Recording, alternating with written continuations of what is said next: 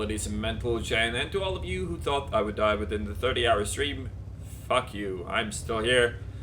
And I'm here to cast another replay. This time it is in the TVP T5051, the tier 10 Czechoslovakian medium tank, and we play on Fisherman's Bay. And to start the game off with, this is the spot I like to take, next to this house, next to this bush, and this is what we spot right away. And this is why some people think this tank is overpowered. Generally, I think it's very good, but overpowered, I think it's a bit too much, but that VK probably disagrees. So that's pretty much as good of a start as you can get. You don't get spotted and you shoot a lot of people in the face, but this is gonna go to shit. And what thing I really dislike, these houses, these models, those fucking wooden structures, like, they need to crumble. They don't, like, it's a tiny piece of wood, it needs to crumble. That should be updated this year. But anyways, because of that, or because of my stupidity, I get shot in the face there, so that's not very nice. And if you look at the matchmaking, they have triple E5, double VKB, an E100. We have triple medium tank, and one E100, and some Leopard PTA. So in general, their team is pretty much super heavies, while our team is medium tank. So one thing we know is that we don't want to go to the city, and we don't want to fight in the city whatsoever. Near some trigger discipline, actually surprised at myself for not shooting a 1390 in the back, but somehow I managed to actually avoid that. And yeah, we're already at 2k damage, so that's pretty cool. So now the 1390 is pushing that side. We know that there's not going to be much there, because they don't really have anything to play there.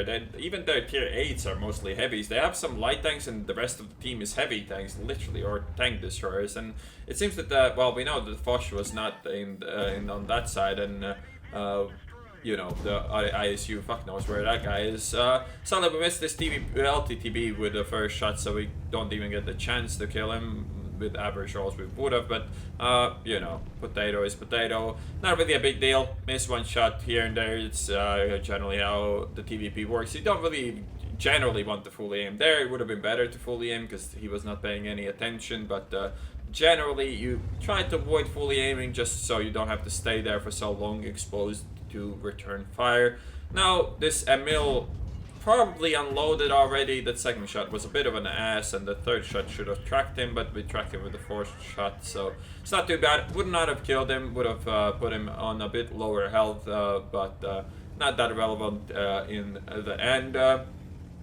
But so far this game is going well. I'm getting most of my mags out instead of like shooting 2 and reloading because I have no targets left. But some misses means that this is, well, this could have been better. Also, that bounce could have not happened. And yeah, I mean, 2 shots fired already in the bag. Not gonna go for a reload just yet. And because he turns the side of his turret, we get another pen there. Should have probably blind shot at that last shot there, as it seemed that he was stopping there. But who knows? Maybe I would have missed. Maybe it would have hit. It, you know. Probably nothing to lose there, so it probably would have been better to fire.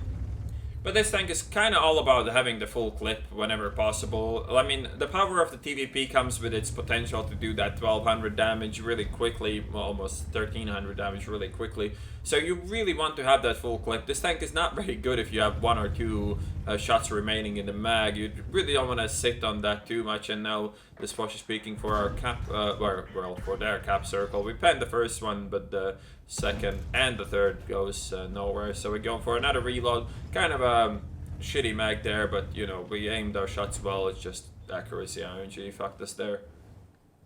Well, we were winning 6-2 at one point. It's obviously gonna go away from us because, you know, they have super heavies while we have medium tanks. The second they close the distance, they have a huge advantage over us. So obviously we're gonna lose on some momentum here. So first blind shot into the E100. I don't really, or E5. I don't really want to blind shot him more because there is the possibility that I might just run out of ammo. And this second shot was again a waste. But we instantly go for a reload. We know we're not gonna get that fourth shot off anywhere. We don't want to peek while we're spotted. So just gonna sit behind this house and chill.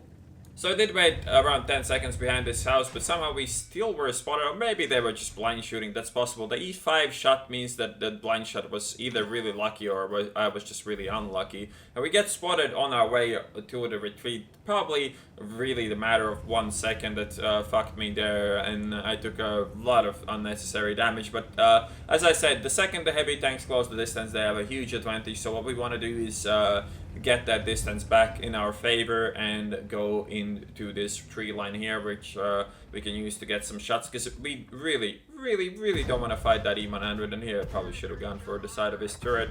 We do pen 1 and miss 2, so another waste of mag, and you know, never gonna hit the 3 pixels you need to hit on the lower plate of an E5 to pen him there, but you know, that's gonna get fixed in the next patch.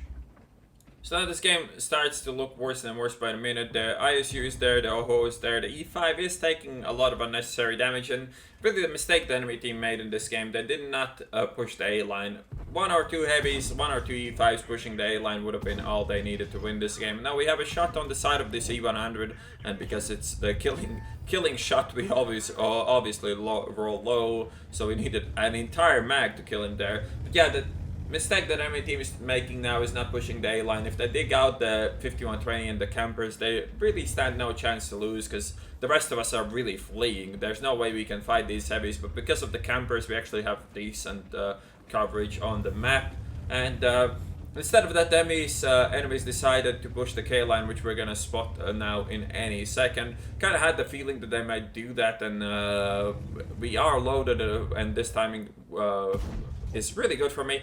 Get 2 shots into this guy, 3rd shot isn't really gonna happen, so we go for another reload and fuck off. Only 9 shots remaining, that's a bit more than 2 mags in this tank, so could have been doing better on ammunition, and all those missed shots, all the blind shots are gonna start to come back at me here.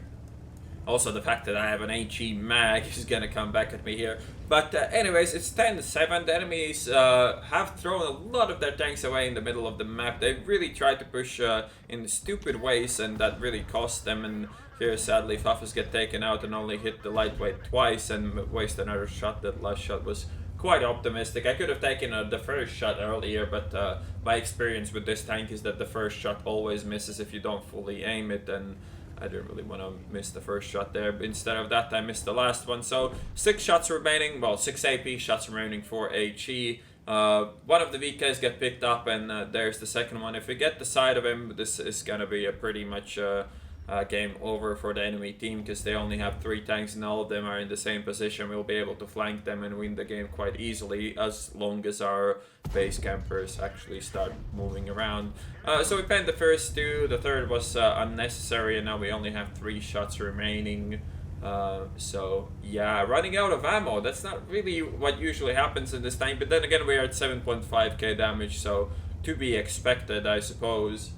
Alright, so we pretty much know where all the enemies are, so we're gonna close in on that position. We need to use this held down position, well, held down ridge, I guess you can call it, where we can isolate any of their spotters, and once you take control over this ridge, you'll be able to spot all the rest of their tanks as well. Here we just waste 2 shots, because we weren't even the guys spotting him either, so yeah, that was kind of a waste. But now we're reloading into HE, because 1 AP is definitely going to do less than 4 HE shots. And we spot the one, the Foch, he doesn't take any damage. I don't even know if he tried to shoot me or what the fuck was that, but it was super inaccurate, so that works out fine for me.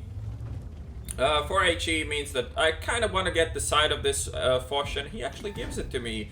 We actually do pen him twice in a row, which is rather unexpected, and this E5 is the last guy remaining, and he isn't really gonna win this fight, is he?